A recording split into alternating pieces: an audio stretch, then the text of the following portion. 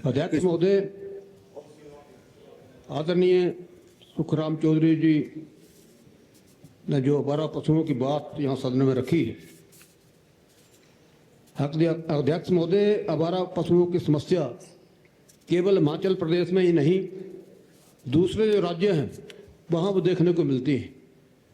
यहाँ जो आवारा पशु देखने को मिलते हैं उनमें पहाड़ी नस्ल के पशु बहुत कम हैं, और जो दूसरे प्रदेश हैं वहाँ से पशुओं की नस्लें जो हैं वो यहाँ पाई जाती हैं। इससे स्पष्ट है कि बाहरी राज्य के लोग हिमाचल प्रदेश में दाव लगा के पशुओं को यहाँ छोड़ते हैं। उनको रोकने का सरकार हर संभव प्रयास करे, और यहाँ ऐसे ही पशुओं की नस्लें मिलती हैं जो पशु आज छोटा है, कल को दिन पर दिन वो उसकी जो सेहत है, उसका जो आकार है वो बढ़ता जाता है, और वो आवारा जो सांड हैं उनकी वजह से कई लोगों की जानें गई हैं। इससे इनकार नहीं किया जा सकता। लेकिन हम दूसरे देशों में देखें, वहाँ पशुओं की समस्या नहीं है। क्यों नहीं है? हम धार्मिक आस्था से जुड़े हुए हैं। यहाँ पशुओं को मारना जो है वो हम जुर्म समझते हैं, धर्म के विरुद्ध समझते हैं।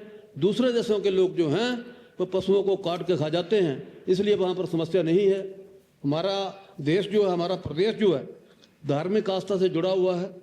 इस वजह से यहाँ पर पशुओं की समस्या जरूर है, लेकिन ये नहीं कहा जा सकता कि पशुओं की, आवारा पशुओं की समस्या हिमाचल प्रदेश में ही है, दूसरे प्रदेशों में नहीं है। अध्यक्ष महोदय, यहाँ सरकारों द्वारा कई गौ सदन जो हैं वो चलाए गए हैं। कई मंदिरों से गौ सदन जो है अटैच किए गए हैं, लेकिन उससे भी समस्या जो है हल नहीं हो रही है, क्योंकि आज लोग स्वार्थी हैं। अगर पशु दूध देता है तो हमारा है, पशु अगर सूख जाए तो सरकारी है। इसलिए सारा दोष ही सरकार के ऊपर मढ़ना जो है वो भी गलत है। इसके लिए हमारा जो समाज है वो जिम्मेवार है, और सरकार ये प्रयत्न करे कि जो आवारा पशुओं को छोड़ते हैं उन्हें को सख्त सजा मिले।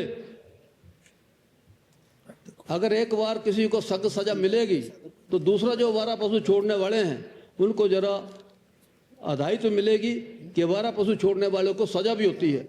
आज तक आवारा पशु छोड़ने वालों को कोई सजा नहीं हुई है, ना ही ऐसे लोग कोई पकड़े गए हैं। और जहाँ तक गौ सदनों का प्रश्न है, आप जितने मर्जी गौ सदन खोल लो, इस समस्या का ऐसे हल होने वाला नहीं है जब तक सरकार ये सुनिश्चित करे कि हमारे पास कई ऐसे वन हैं जहाँ पानी की नदियाँ हैं, छोटे छोटे नाले हैं, वहाँ पर हमारा जो फॉरेस्ट डिपार्टमेंट है वहाँ तार लगा के ऐसे स्थान बनाए जहाँ इन पशुओं को हम इकट्ठा करके छोड़ें, वो अपना जीवन वहाँ व्यतीत करें, पानी नालों का पिए, और घास जो है वो जो वन है वहाँ खाए। इस समस्या का समाधान ऐसे भी हो सकता है। मैंने प्राय देखा है कई गौ सदन, यहाँ पिछले सरकार की बात आई, कई गौ सदन ऐसे हैं जहाँ पशुओं को रखा जाता है, लेकिन पशु वहाँ मरते हैं, उनका ठीक रख रखाव नहीं हो पाता। इसका एक ही कारण है कि सरकार अगर बाहर से तूड़ी खरीदे तो तूड़ी का भाव 1500 रुपये क्विंटल है, पूरी फिर नहीं मिलती है। ट्रकों का ट्रक बाहर से तूड़ी के आते हैं, हिमाचल प्रदेश में तो तूड़ी भी नहीं होती है। और मैं कांगड़ा जिला की बात करूं, अगर पंजाब से तूड़ी ना आए तो हम तो पशु पाल नहीं सकते। पशुपालकों के ऊपर कोई ऐसा कानून बनाया जाए।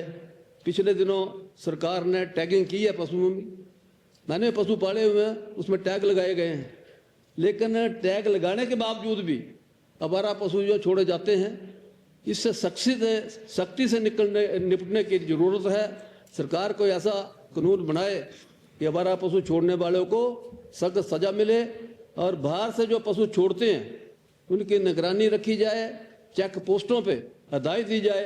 बाहर से ट्रकों में लाद के जो पशु लाते हैं उन्हें रोकने का प्रयत्न सरकार करे, और यह समस्या गंभीर है, इसको रोकना अति आवश्यक है।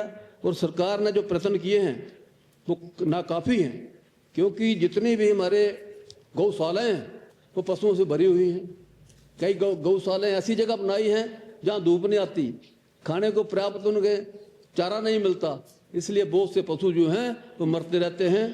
चाहे हम कितना भी यत्न कर लें, लेकिन अगर हम इस समस्या से निजात पाते हैं तो सरकार, जहां हमारे, मैंने पहले भी कहा, जहां नाले हैं और वन है, वहां पर तार बाड़ लगा के इन पशुओं को रखा जाए ताकि इस समस्या का समाधान हो।